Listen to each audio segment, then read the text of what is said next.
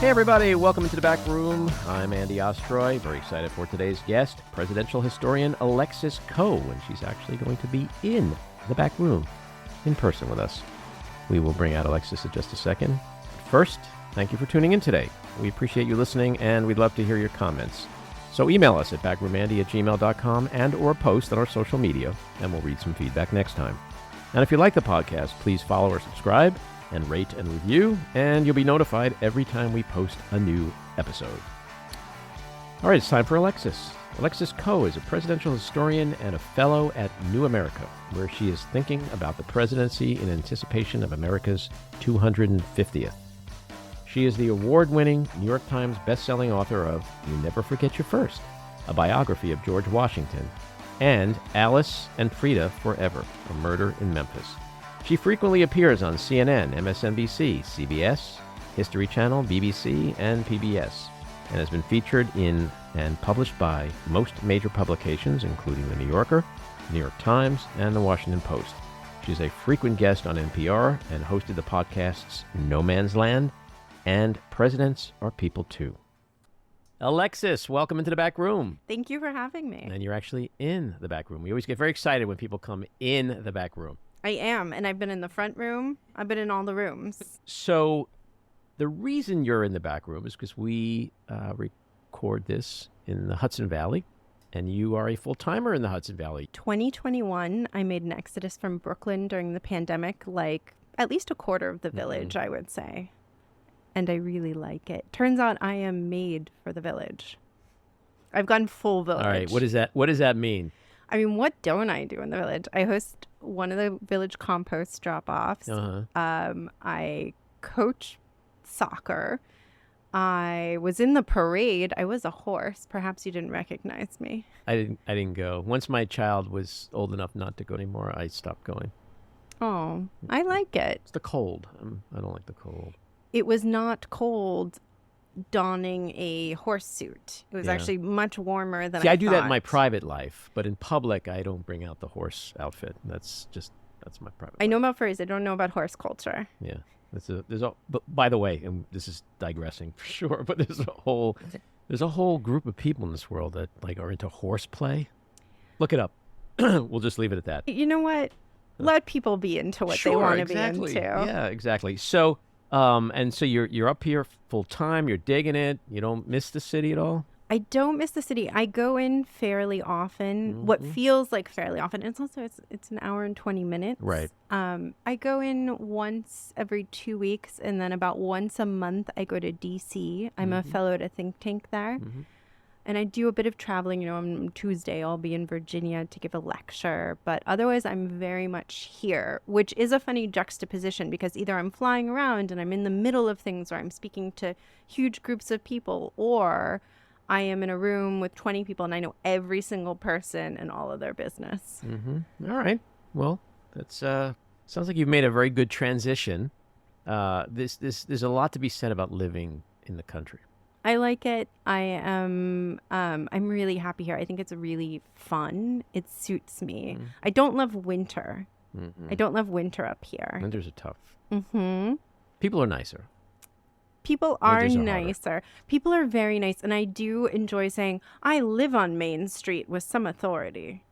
I do. I feel like I know people. I know my conservative neighbors. I know my liberal neighbors. I know how to talk to them. So far, so good. So you have figured out how to talk to your conservative neighbors. Yes. We have found points of connection.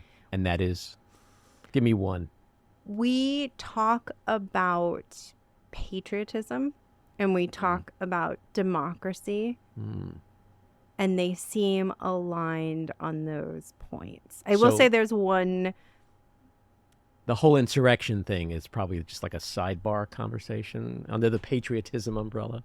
Yes, we have not gone there. Yeah. There is one That's neighbor. Yes, there's one neighbor who has a boyfriend who comes infrequently, maybe every few months. And I have noticed at times there is a Make America Great hat on his dashboard. We have not discussed it. I don't think I've actually ever spoken to him.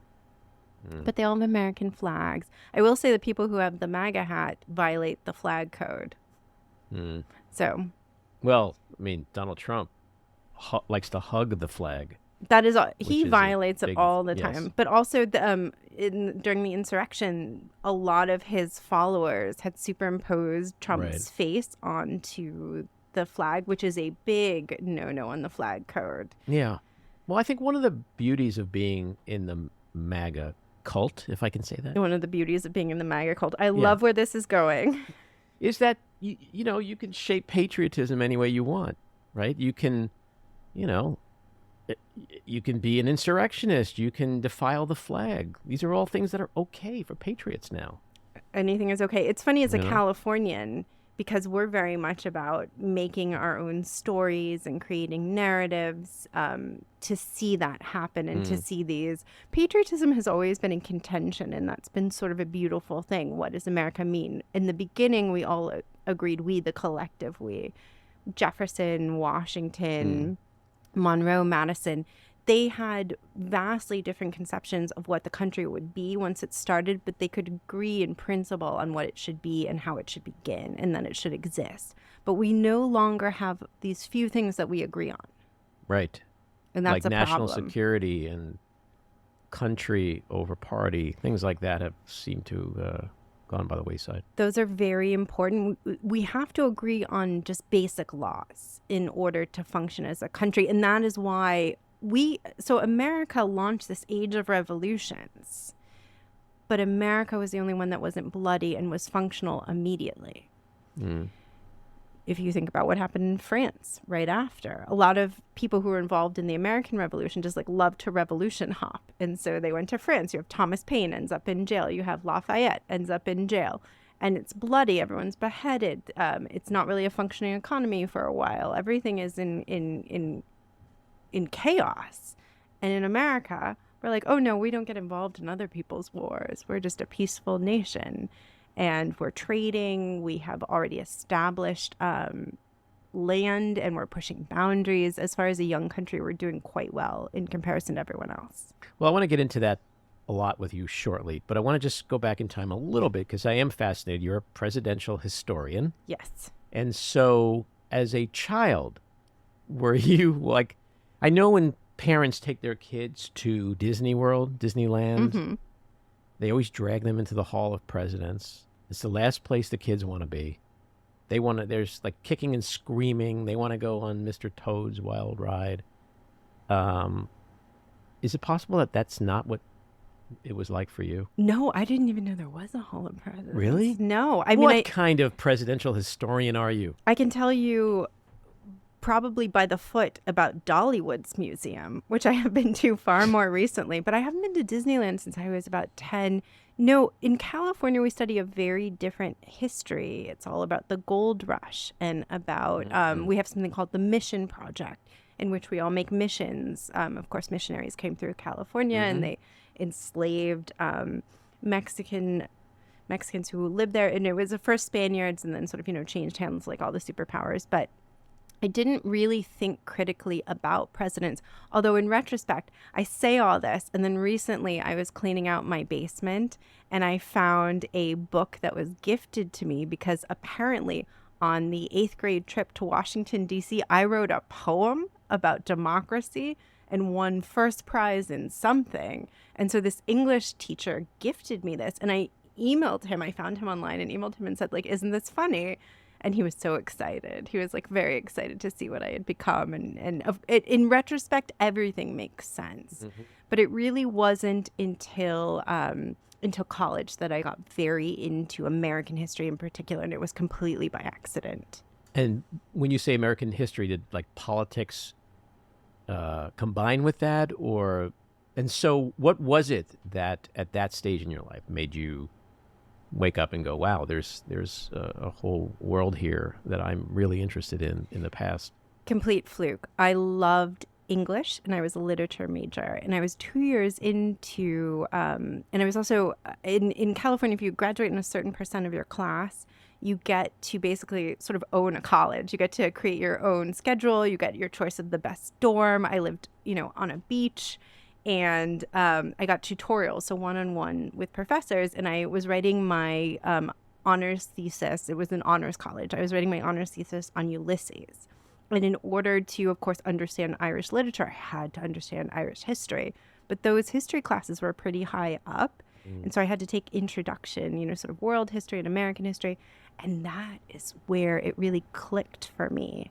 I absolutely loved it. Suddenly I thought, well, this is incredible drama. Why am I reading things that are manufactured when I can just look at these contested narratives that people present and sort of reconcile them? And then primary sources really had me. I loved, when I say primary sources, people think, oh, you're going into archives, but they don't really know what you're looking at. You're reconciling all these things. It's like you're just snooping. I am a detective. I am a snoop.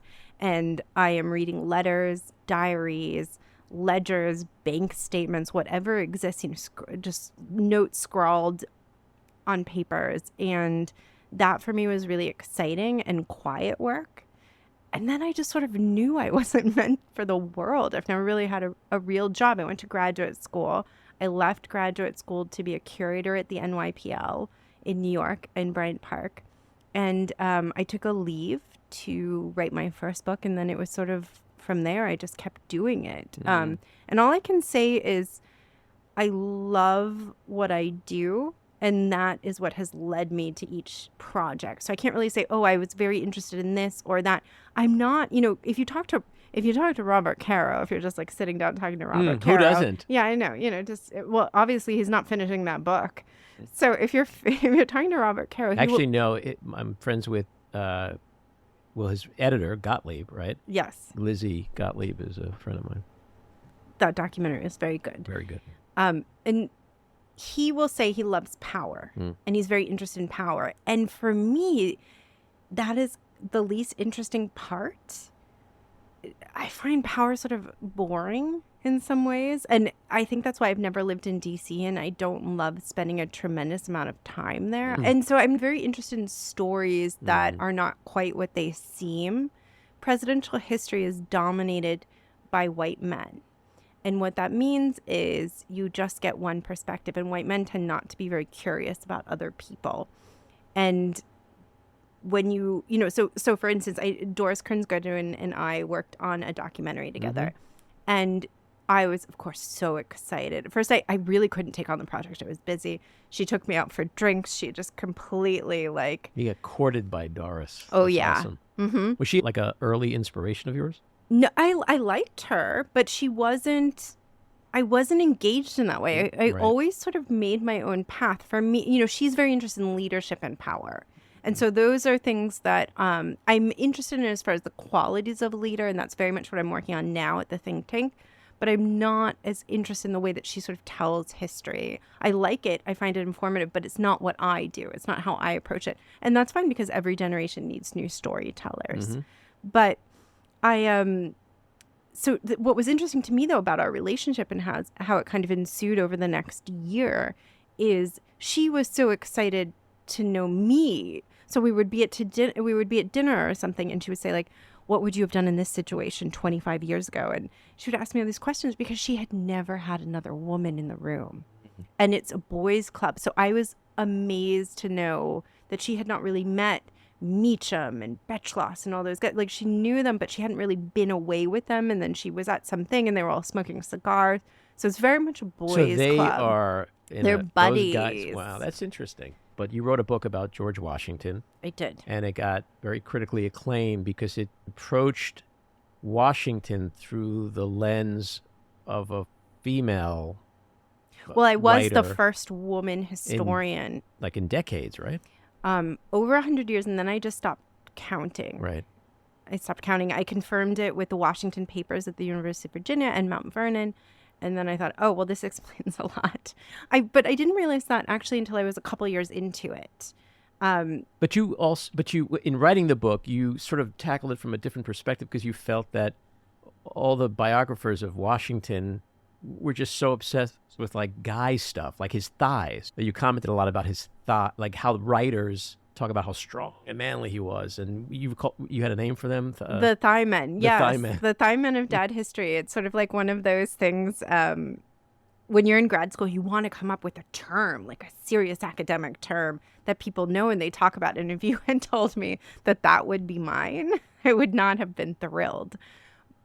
But it's such a critique of biographers of presidents like Washington, because it seems like such an insignificant detail. It's insignificant, but it really, the Thymen, well, that's particular to Washington. I would say in general, presidential history is thwarted and unappealing to a wider group of people because it focuses on power, it focuses on masculinity, and everything is presented like it's destiny. Like they were, like little Lincoln in the log cabin was just always going to be assassinated. You know, he was always going to be a part of this larger story, and that's simply not true, and it actually denies them a good amount of agency.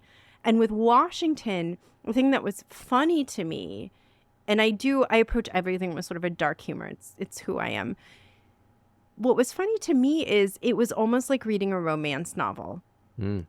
And I've only been a second reader on a romance novel. One of my friends is a romance writer. And so that's literally all I've ever done is read the works of Jasmine Guillory, which is very good. But I have never read other romance novels. And I just thought, they're talking about the muscles in his jaw rippling. This is weird. Like, what does this do to further our understanding of this man? And they would obsess over his thighs in ways that were uncomfortable. If they had written this about a woman, people would have been up in arms. If a woman had written this about a man, they'd be like, what is her deal? They would talk about how his thighs gripped the flanks of a horse in a real erotic manner. And so it seemed funny. See, we're coming back to horseplay now. Oh, it all comes back to horseplay. It always does. So the book, which came out in 2020, is called You Never Forget Your First, a biography of George Washington. So how did you see George Washington different than the Thymen? I knew the first thing I understood about slavery and presidential history before I even endeavored to write this book was that slavery was not a chapter. Usually slavery is reserved for a chapter in a book, and otherwise it's completely absent. Not even that to Nikki Haley. My God, that's a whole different day. Yeah. They tend to present this narrative, he's a man of his time. Well, so were those men he enslaved, and so were the women, and so were the people who didn't enslave other people, and abolitionists were men of their time. So it's not as if the narrative didn't exist. This is a choice. We're always making choices in our life. And I thought, well, Washington owned hundreds of people, so that's not right. And surely we can put together something better. And so that was really important to me. And then I just kept noticing that, you know, women in history in general, not just presidential history, but political history, which is what I focused on in graduate school, they're often just a reflection of the man. So they're just there to tell you what the man's doing, or, you know, to talk about, to offer some detail. Otherwise, they're completely irrelevant. They're not fully formed humans. They don't have their own wants and desires. They're usually complaining. They're presented as shrewish or bothering their husband or their father or their brother or whoever it is. And immediately, something seemed really off to me about, in particular, Ron Chernow of Hamilton fame, of his descriptions of Washington's mother, because she was just like, my God, how did he ever survive? And then he wrote something, and this is what really set me off. And there are these things, like when I said I'm a detective, I really mean that. And I sort of smell things. Like I smell some things off, even in a secondary source. It's a gift and a curse. And I smelled something was off with this, in particular because they said that Chernow and all the other, the collective Thymen, Ellis, all these other people, they said that his mother, Mary Washington, was illiterate. And I thought, well, but you're quoting letters from her. And I went to Mount Vernon when I was 22 or something, when I was researching at the Library of Congress when I was in grad school. And I remember seeing her diaries, and they had her name. And so there's something going on here. And then I realized it was a class thing. And sometimes people are called illiterate when they don't read novels and they're not educated. And then I thought, well, that's strange. And then I just kept reading. I kept checking all the primary sources, like all the endnotes and the footnotes, and no story checked out. Like absolutely no rendering of this woman was true. And then I felt like, well, and this is how it is in all my work. This is probably gets to the original question, which is, why do I do what I do? if I don't then intervene and correct the narrative, I feel like I'm complicit, and then it kind of haunts me. This is the baggage I carry around as a person. Well, there's a need clearly for things in this world, especially history, to go through the lens of a woman when it's historically been so dominated. The perspectives have been so dominated by men, and it's like you're just getting one interpretation. I mean, case in point with Washington, whether it's his thighs or his mother, if one thing is insignificant and another thing is somewhat inaccurate, like this is what our kids are learning about, our first presidents. But you can also project that out to other things, like women should rule the world. It's time for women to rule the world because men, not only their perspectives, but their behavior sometimes is really bad.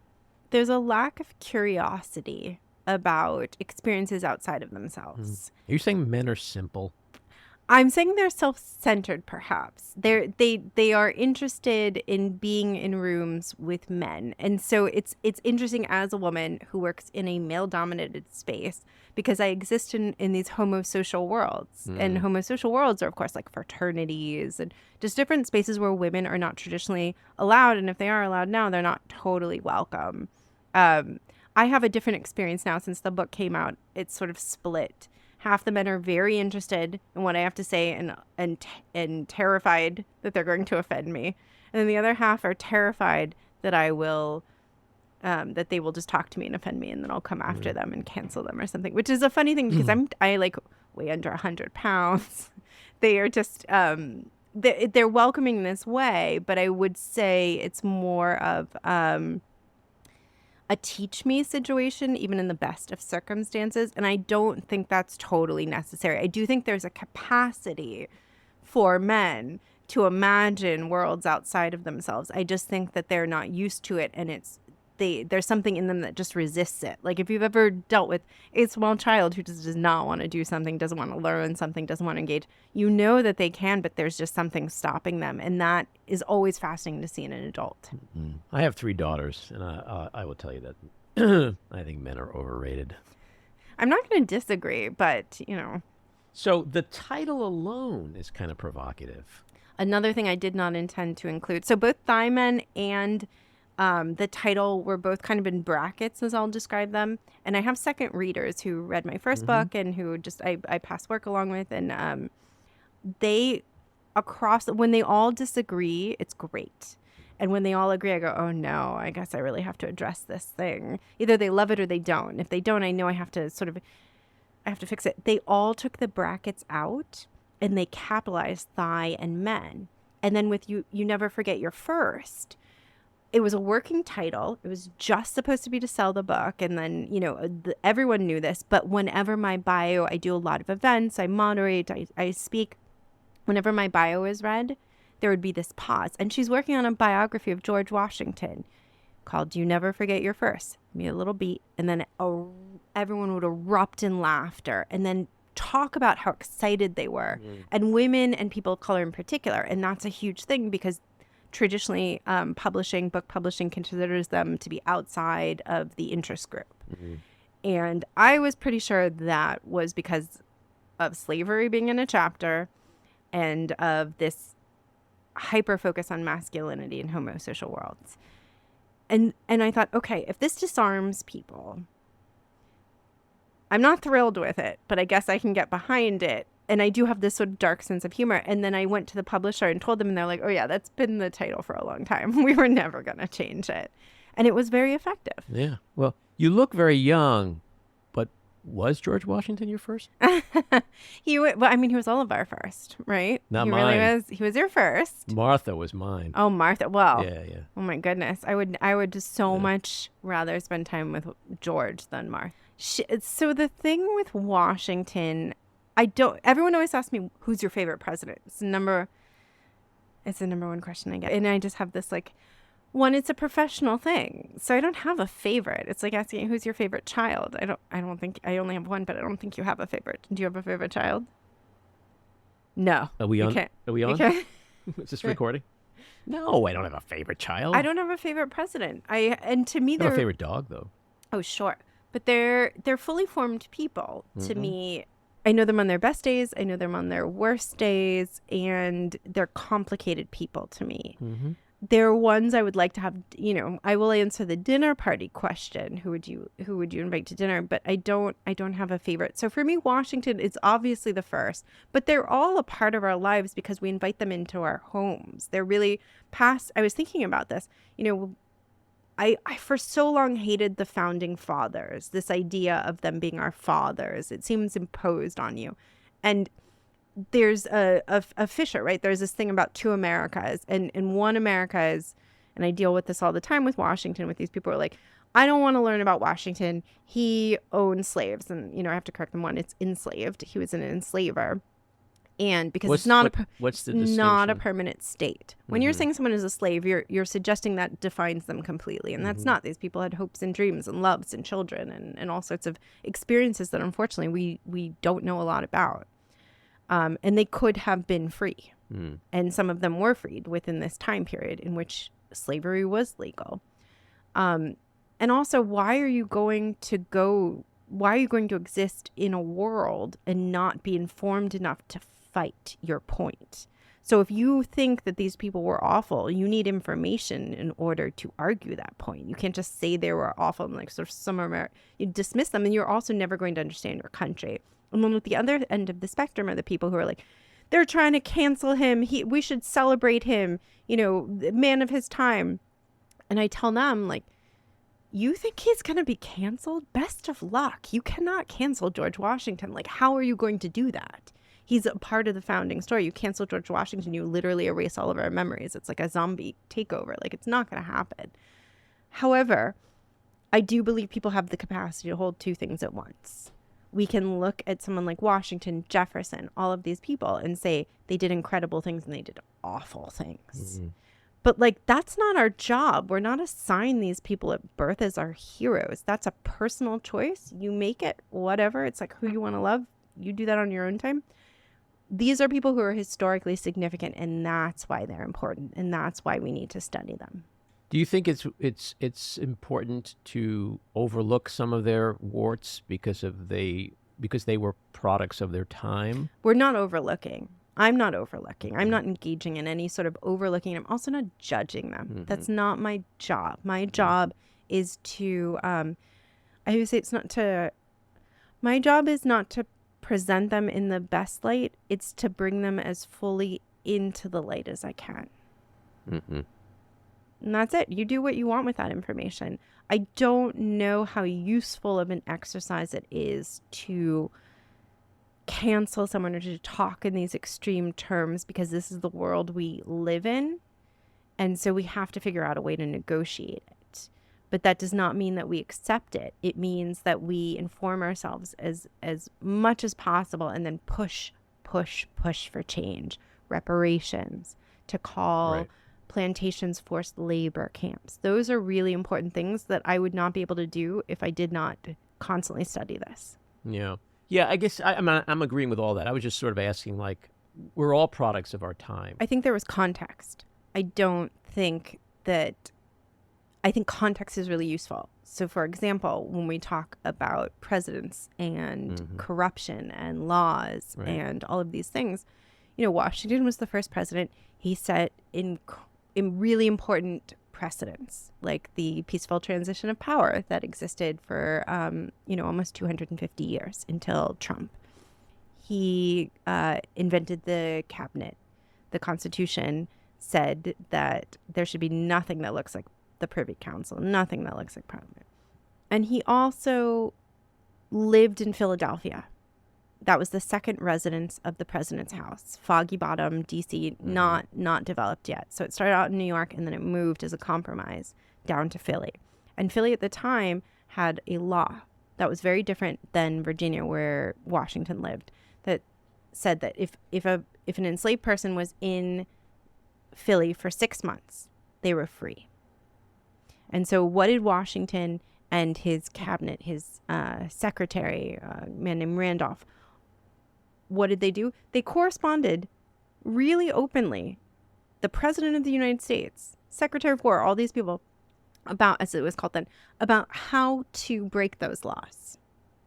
Don't tell these people And Washington would write things like, I think that they're better off being owned by me than they are being free. Like, let's just be real here.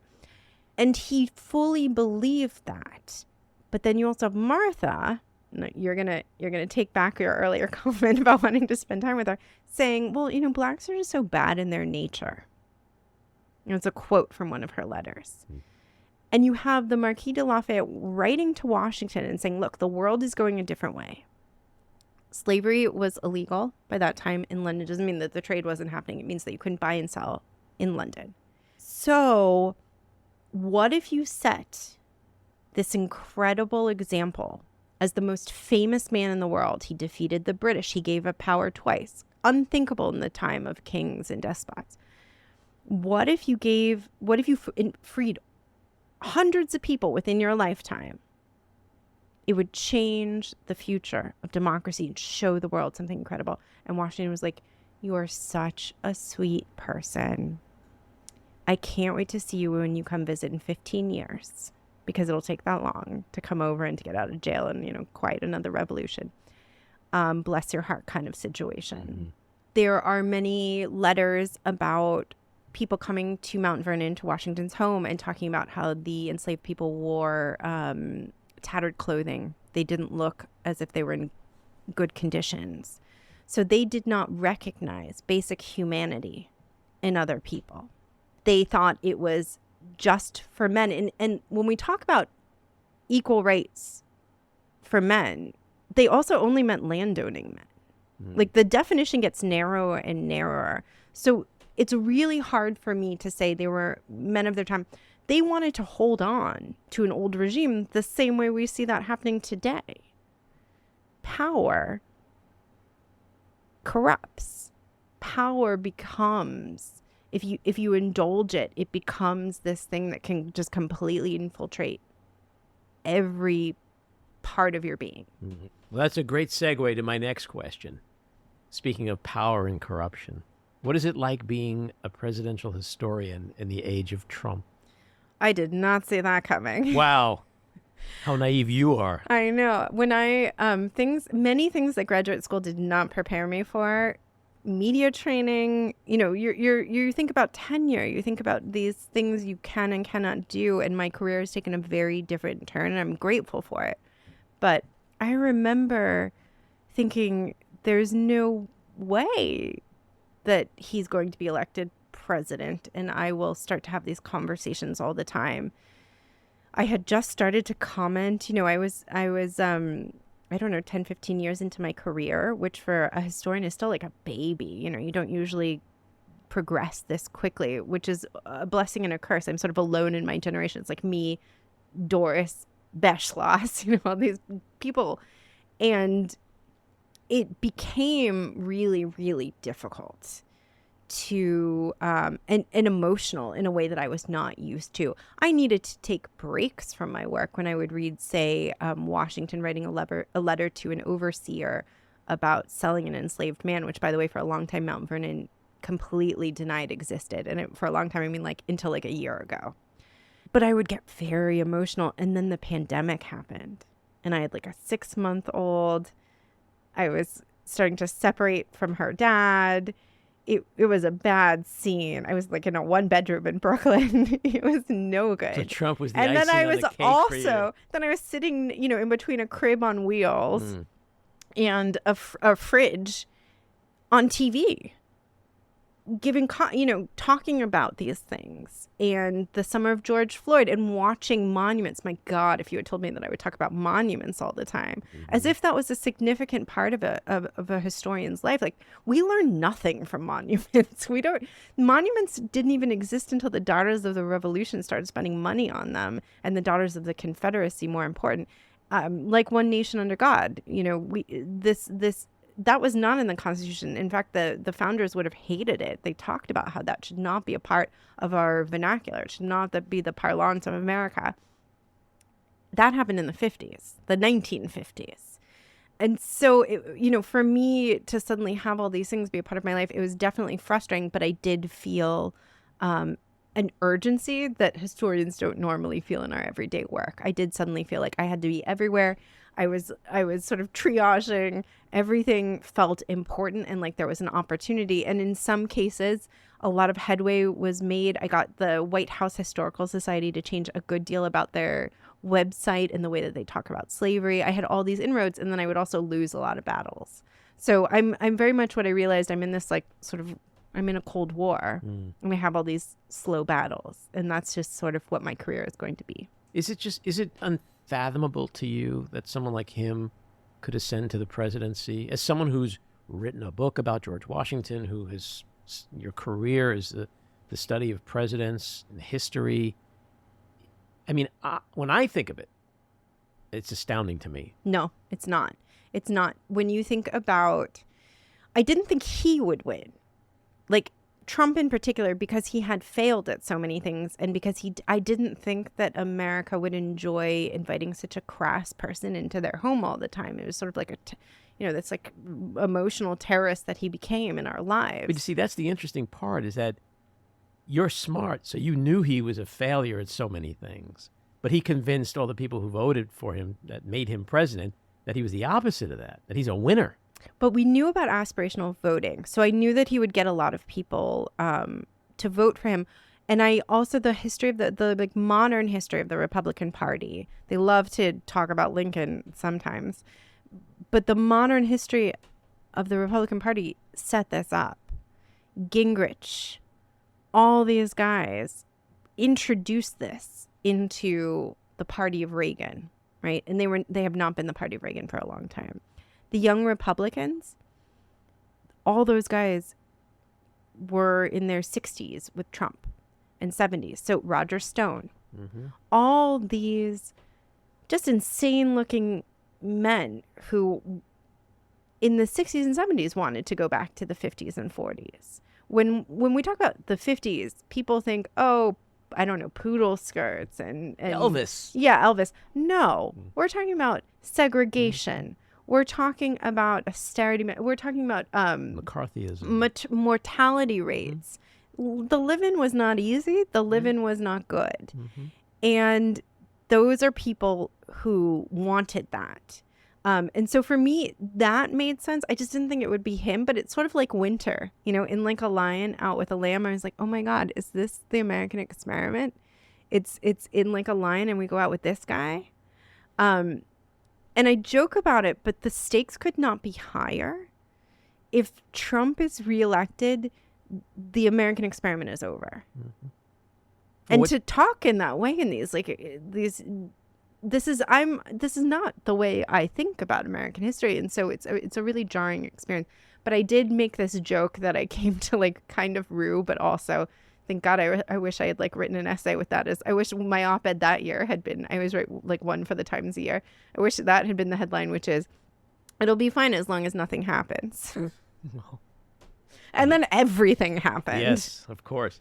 So as a presidential historian, I need you to answer a very important question, because Trump has said he has suffered more than Lincoln. Oh my God. I think we're going to break some news here tonight. That's not accurate, is it? No, he also said today that he said someone told him. I was like, is that someone you, sir? Someone told him that he would beat Washington or Lincoln by like at least 30 or 40 points, which I love all that. Well, he said, I saw that, I think you retweeted that. And he's whenever he says sir, like someone said sir, like that's, he's lying. Oh, any respect, anything that starts out with respect. I mean, if the man is awake, it's like if he's awake, if he's breathing, he's lying. And first of all, Washington was unanimously elected, so best of luck with that. Lincoln, I wanted to I didn't have time, but if I were to really unpack this, my first thought was, are you saying that you're Jefferson Davis? Like, yes, you would have won half the country, or really, by the time he was inaugurated, you would have seceded. And guess what that war was about? Guess why they seceded? Slavery. They explicitly say it. In all their speeches, there's something called the Cornerstone speech that the vice president of the Confederacy gave.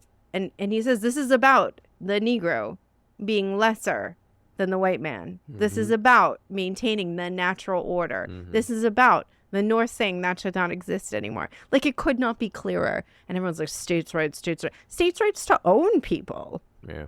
Like, ridiculous. So you mentioned before, you look at presidents like your children. So is Trump the child you'd have that you sent away to military school? No, you don't no. talk about him? I mean, I think like his actual parents did?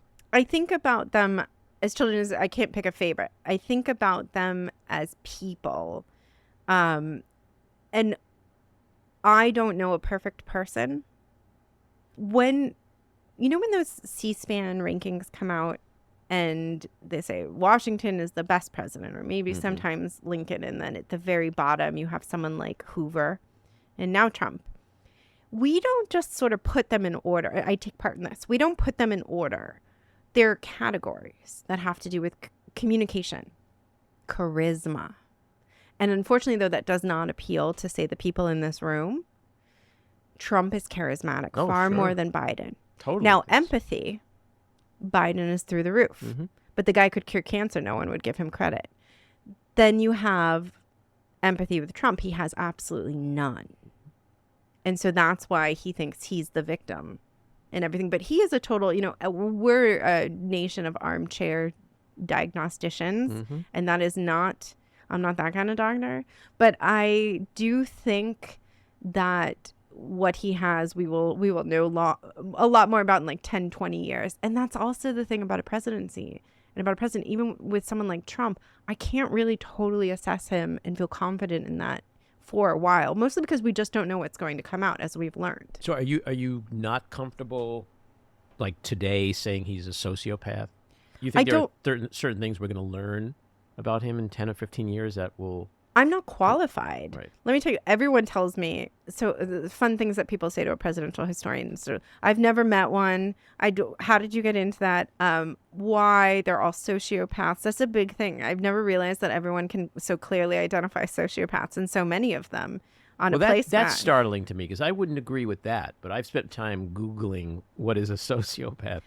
And I got to say... ticks a lot of boxes. He checks all of the boxes. Yeah, and I think that I will tell you this. There's this moment in which I love this moment. And I love that, and this is an example of like things that I love. And when I say I love, I don't mean like it's my favorite thing. Like, it's not my favorite dress. But I love this moment in presidential history where you find it in an archive or a letter or whatever. When you hear what the president said when they learned that they had actually won. So with Lincoln, he said, God help me, God help me, God help me. Washington said, I am on my way to my execution. And I have never heard what Trump said, but I'm pretty sure it wasn't aligned with any of that. And so that's where he is certainly, if there is an out group here, if there is an outlier, that is him for sure. But I am not equipped to say, and we also, I'm afraid to say, like, we don't know, it maybe hasn't gotten as bad as it can get. That our lives drastically changed when Trump was president. And it was not just because of COVID. We know that he's shattered norms. We know that institutions have been, if not destroyed, seriously gutted. Yeah. How much of that do you think is permanent? We live in an age where there is something called the politics of performance. And there's a lot of grandstanding. There's not, and there have always been one or two of these guys, who love to give these outrageous speeches, and people would go to watch them. And certainly Andrew Jackson loved to inspire the same kind of ire from what he viewed as the enemies. The problem is it's so much bigger than Trump. Trump is just sort of bumbling about, right, and making bad decision after bad decision. But the Republican Party has been working strategically for quite a long time. Voter rights, for example, 1965 Voter Rights Act. We didn't really have an issue with voters' rights or sort of access, all these things. You had small things here and there, but it really wasn't a big deal until the Supreme Court gutted it. Why did they gut it? Because the Supreme Court has been stacked, and that's a whole different problem. What's really an issue is that the Republicans have redistricted so much. They've redrawn the lines. And they also have infiltrated the courts to a degree that is devastating on the ground. And so something that is, I'm taking a weirdly positive light here, weirdly optimistic, is that you have a lot of emphasis. A lot of them, I went to Obama's Democracy Forum in November, and it was really interesting. It was a sort of conference, but also a celebration of his historic election. And there were people from Guggenheim and Pulitzer and all these different organizations that give money places. And across the board, everyone is investing in local newspapers, local politics, and that's not the way it used to be. It used to be kind of centered in New York and DC. And actually the same in my cohort of fellows at New America, this think tank in DC. I am one of 2 or 3 people who's working on a national project. Everyone else is really boots to the ground in their own district, working on really important, working on civic literacy in some way. And I think that will change things. So I do think there's a lot of positive changes happening. I also think whenever I hear the school shooting generation talk, whenever I hear them talk about gun control or climate change, I am floored by how pragmatic they are and how they'll dismiss these comments or questions from the audience at the end of a talk that seem extreme or frustrated or like, no, let's just burn it all down. Like, you never fix this. And they're like, no, you can. We just have to go about it this way. And like, we're making inroads here. So I do think we're all tired. They're not yet. And that's funny because I'm relatively young, but I feel very tired when presented with these questions. And I do like fundamentally prefer dead people. But I do think that there is this way in which... I do too. And I'm just going to leave that there. I'm not going to tell you why or who I'm referring to, but... Those are my colleagues. Those are my people. And dead people and librarians. Like, those are the living people I accept in my life. I think there's a lot to look forward to, but I do think that Trump is as much as he seems like the root, he's not. He's just a great spokesman, just like Reagan was. He's a symptom of a bigger problem. And the biggest problem of all is the two-party system. There's a funny tweet today by Ben Steele, who is the director of economics at the Council on Foreign Relations, in which he said that America's oil output has gone up like unprecedented numbers, huge or whatever, as Trump would say. And he said, what's funny is the Republicans won't talk about it because it'll give the Democrats credit.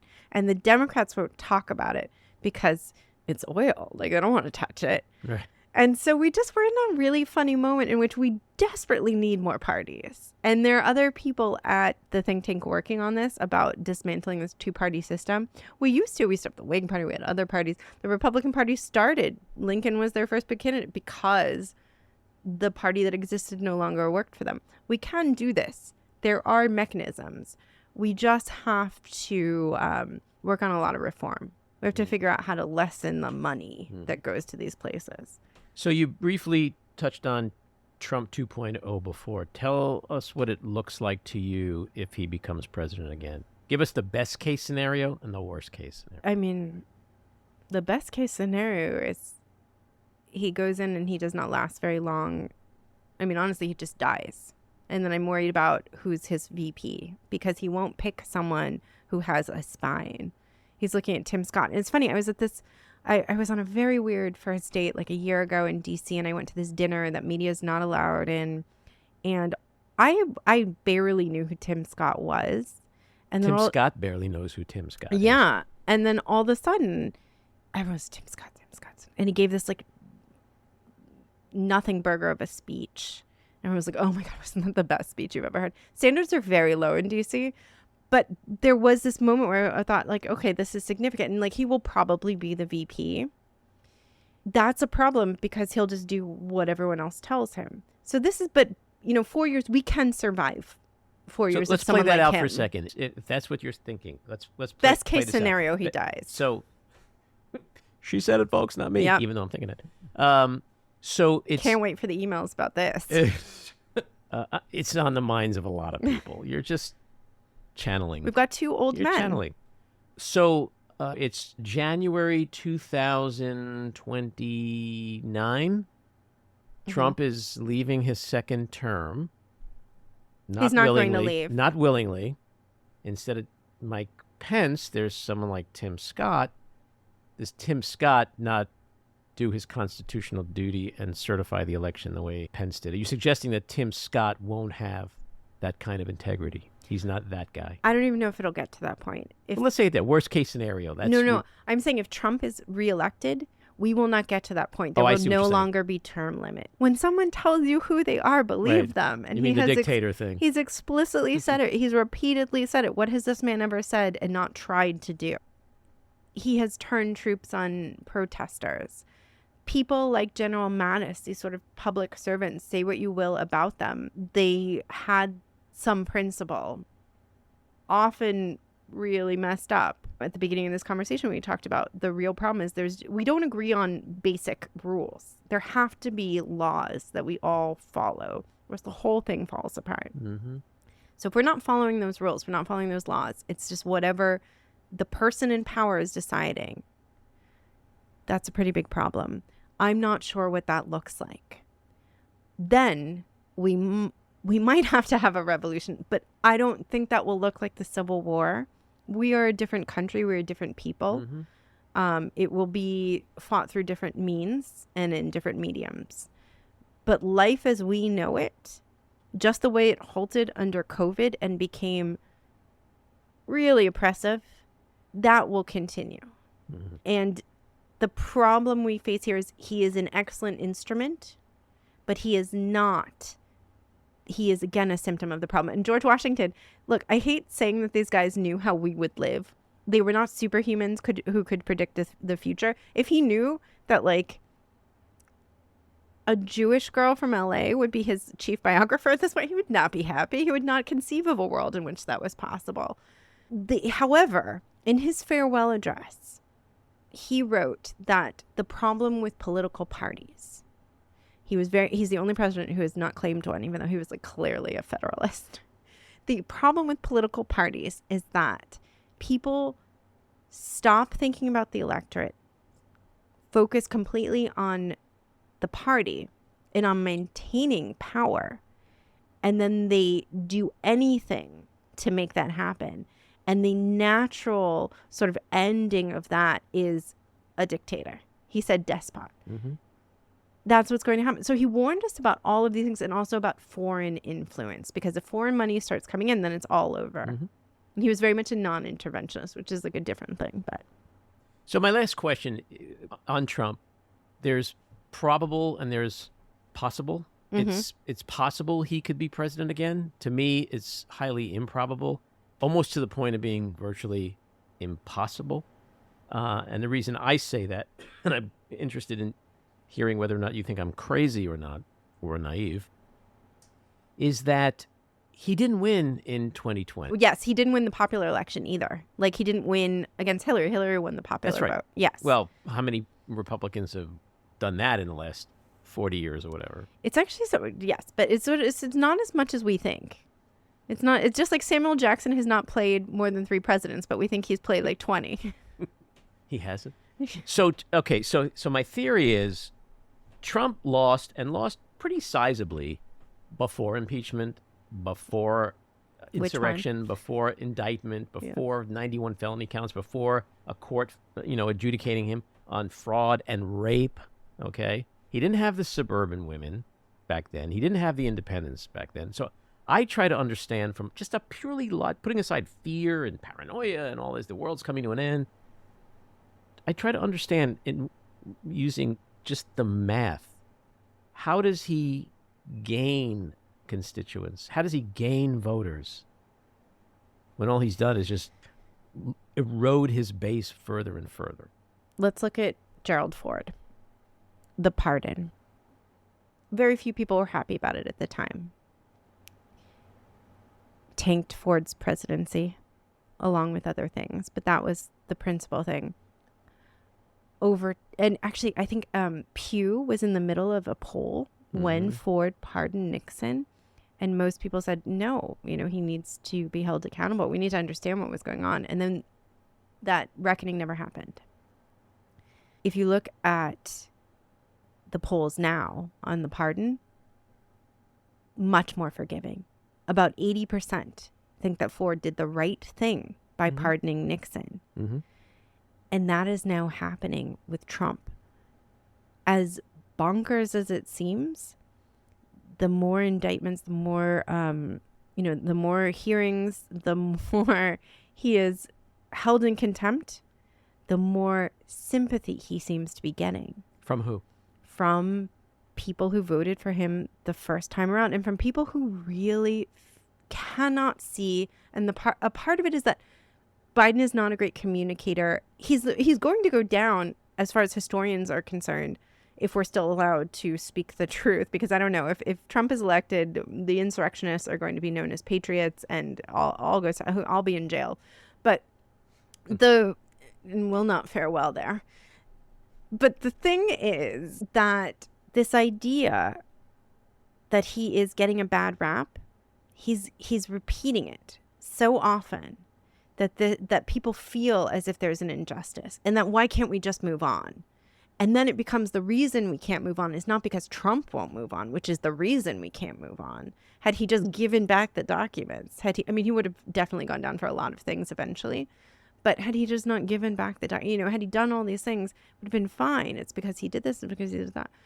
Now it's becoming, we won't let it go. We being people who believe in democracy and the rule of law. So then we're the problem. So then they're voting against a party. And as insane as that sounds, that's what's happening. And Biden is not good at talking about how he's improved lives. The thing with the fireside chats, as quaint as it sounds, is they were not as often, they weren't as frequent as I think people think, and they were targeted.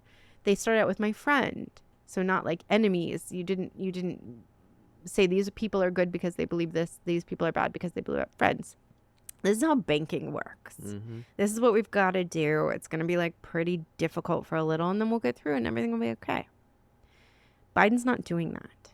So people don't know that he's in that scenario, even trying to do something about banking. They don't, they forget about debt as far as, college, they forget about these things he's not doing. They forget about vaccinations. No one's talking about bleach anymore. And Biden, when he tries to harness like American power, when he did this talk at Valley Forge, it was a huge missed opportunity.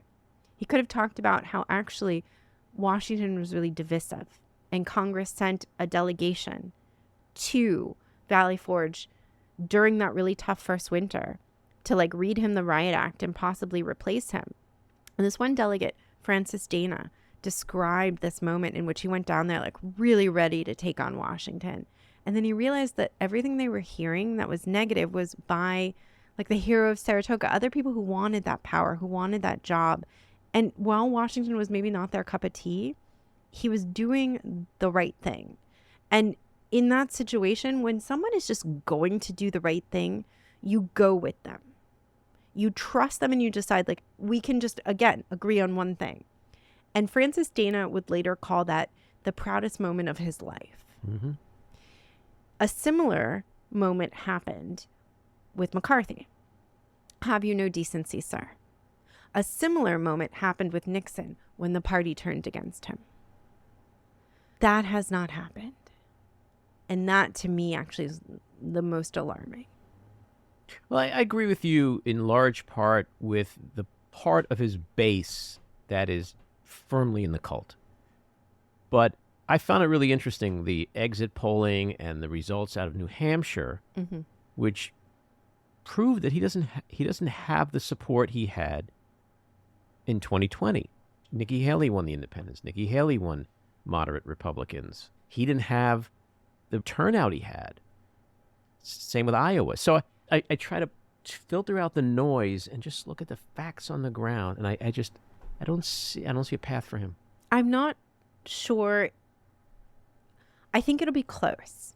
I like to think he won't win. I don't think that he could steal the election. I don't think that it works that way, and I think Dominion and all these other places have proven that quite well. What I do think is historically polls at this point tell us nothing. Sure. They're usually wrong. Mm-hmm. I'm not sure that we're getting the full picture. I don't think it's a shoo-in. Mm-hmm. And I think the problem is less on that side and more on this side, meaning more on the liberal side, more on the pro-democracy side. Because people are apathetic. They're frustrated.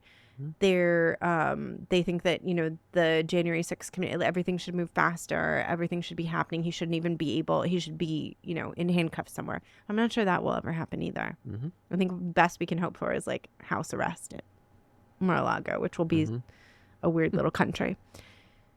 So I don't know. Mm-hmm. I hope not, for literally everyone's sake. But I think that this is a moment in which the Democrats are not stepping up as they should. The president is not communicating as he should. He's leading as he should. He has been. Life has gotten much better. Something is missing. And America is at a juncture in which things need to change. And to say he's not going to be elected is sort of like saying we'll be okay. These institutions will be okay. I wish I was that certain. Mm-hmm. We are not, because then I feel like we can very easily lean into American exceptionalism, and we are no different. Not anymore. No, I just feel like, and certainly there's no certainty with this, but I just feel like, 9-10 months in politics is a lifetime, especially now when the next 9 months are going to be cray-cray from his trials, possible convictions. The economy's on fire. So I think when people pull the curtain and vote, and inflation is under 3%, and unemployment is still under 4 or 3% or whatever, and their savings, everything is going well, they're going to be like, all right, Biden, he's old, he's this, he's that. I don't feel anything for him, but that guy's nuts, and I ain't voting for that dude. Like, it just comes to a binary choice, and Biden, for a lot of people, even though I think he's one of the greatest first-term presidents ever, he's the lesser of two evils for them. That is such a reasonable approach. That's but me. that's I'm not reasonable, but I've been disappointed so many times with my reasonableness. It's just not, because I was on CNN last week. The first question the interviewer asked me was, I mean, where are we at here? And it was a statement. Because isn't it always, it's the economy, stupid? And I was sort of dumbfounded by that, because I thought, okay, like if that's the issue, then we're good. Right. But the way it's being presented, of course, is not. And we're getting this failure again, which is why Biden, it's actually up to him. He needs to figure out a way to communicate directly. And that's when he's so good. That's when he can talk with this empathy that is undeniable. Mm-hmm. There was that moment when the Times didn't even endorse him, when he rode the elevator up with a woman who worked there, and they ended up hugging and having like a great time, and that was captured, and that went viral. When he joined the picket line, when he actually, when he calls people, you get, when there was that moment during the debate when he said, my son, when he was talking about Hunter Biden, my son, and he was just like his hand on it, and you felt it and you felt this man's not selfish love for his children, the way you feel with Trump, I will protect them at all costs.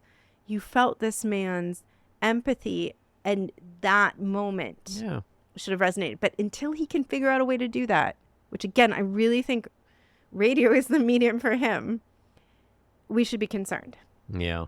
Well, if someone is asking me that on CNN last week, we should be concerned. The economy it's fine. Oil output. I think there are a lot of people who just hate Biden, and even though they're doing well with the economy, they say they're struggling because the facts just don't support that a fair amount of America is struggling. Now, that doesn't mean that we need to be insensitive or indifferent. People are struggling, and we need more affordable housing. We need better health care. We need all those things. We need gas and food prices to come down. But because we say that, that doesn't negate the fact that the economy is on fire. I'm still banking on that that people are going to go into that voting booth and they know how good it is or not. And so it's not a poll. It's not rhetoric. It's not at a rally. It's literally, oh, my God, I'm doing actually pretty okay right now. And if we put that maniac in, I don't know if I'm going to still be that way. So maybe that's naivete, but I do think I have faith in my fellow Americans.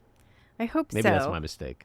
Well, I hope so. I think to come full circle, this isn't about my life is okay.